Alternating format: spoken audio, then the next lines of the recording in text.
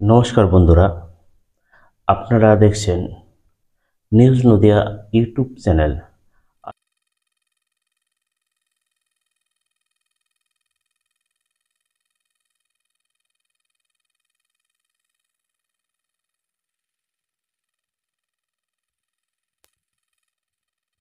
মুখ্যমন্ত্রী মমতা বন্দ্যোপাধ্যায়, আমি এবং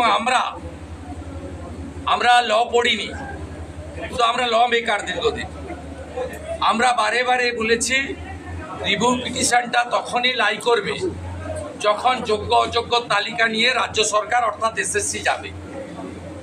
উনি প্রথম থেকে ওএমআর ট্যাম্পারিং, র্যাঙ্ক জাম্পিং, সাদা খাতা, টাকা নিয়ে এবং ওদের দলের নেতাদের আত্মীয় স্বজনকে বাঁচাতে চেয়েছেন, যা অভিজিৎ গাঙ্গুলি মহোদয়ের অর্ডারে 22 সালে মেনে নিলে আজকে এই 26,000-এর সর্বনাশ হতো না, ওটা 5-6 হাজারে রয়ে যেত।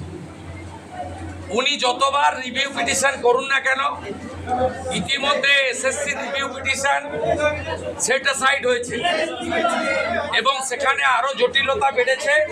গ্রুপ সি এবং গ্রুপ ডি যারা যোগ্য তারাও বঞ্চিত হয়ে গেছেন। এসএসসি রিভিউ পিটিশন করতে গিয়ে পুরো লটটাই বাদ চলে গেছে। ওই 4,000-এর মধ্যে কিন্তু অযোগ্য আছে, যোগ্য আছে, এটা একটা সর্বনাশ করেছেন। আবার দ্বিতীয় হচ্ছে সিম্পল রিভিউ পিটিশনে কিচ্ছু হবে না। বারে বারে সুপ্রিম কোর্টে যারা যাচ্ছেন, ইন্ডিভিজুয়াল বা অ্যাগ্রিড পারসন যেই যাচ্ছেন, সুপ্রিম কোর্ট বলছে অযোগ্য মানে অযোগ্য, আপনাদের পরীক্ষায় বসতে দেওয়া হবে না, বাড়ি চলে যান। আপনি মমতা বন্দ্যোপাধ্যায় নেতাজি ইন্ডোর স্টেডিয়ামে যে কথা বলেছিলেন, আজকে দিগবাজি খেয়ে চোখ পাল্টি করে তিনি আজকে অন্য কথা বললেন। অসত্য বা হত ইতি গজ। আমি আবারও বলি, রাজ্যের বিরোধী দলনেতা হিসাবে আপনি যোগ্য অযোগ্য, আমরা আশা করেছিলাম বিকেল 5টায় আপনি যোগ্যদের তালিকা প্রকাশ করবেন, তার মানে অযোগ্যরা বাকিরা অযোগ্য হবে। এবং আপনি আপনার এসএসসি, আপনার রাজ্য সরকার যদি সিবিআই মেহনতে গাজিয়াবাদ থেকে আপনারা যে উড়িয়ে দিয়েছিলেন হার্ড ডিস্ক ওএমআর উদ্ধার করে দিয়েছে, সেই যোগ্য তালিকা নিয়ে রিভিউতে যান, আমার বিশ্বাস সুপ্রিম কোর্ট সহানুভূতির সঙ্গে দেখতে পারেন। আপনারা যাবেন না, তাই সুপ্রিম কোর্টেরও দেখার সুযোগ নেই। তাই অযোগ্যরা পরীক্ষায় বসতে পারবেন না, তাদের লক অ্যান্ড কি হয়ে গেল। আপনার যদি এত দরদ অযোগ্যদের, আপনি সিভিক টিচার ঘোষণা করে নতুন একটা কর্মসূচি ঘোষণা করুন। আমি আপনাকে নাম দিচ্ছি চৌর্যশ্রী।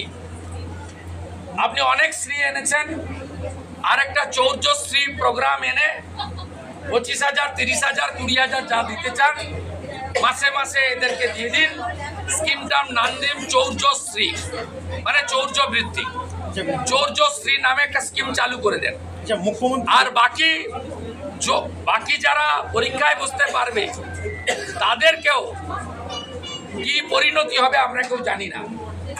আমরা তাদের চাকরি থাকুক চাই, কিন্তু তাদের চাকরি রাখতে গেলে এখন যে পরিস্থিতি, পরীক্ষায় তাদের বুঝতে হবে। এবং আগে ওএমআর এর খাতা বিক্রি করেছে, এবারে তৃণমূলের চোরেরা প্রশ্ন বিক্রি করবে। ভোটের আগে আরো কয়েকশো কোটি টাকা তুলবে 2026-এ অবৈধভাবে ভোটে জেতার জন্য। তাই এটা একটা দিক। আরেকটা মারাত্মক অপরাধ রাজ্যের মুখ্যমন্ত্রী করেছেন।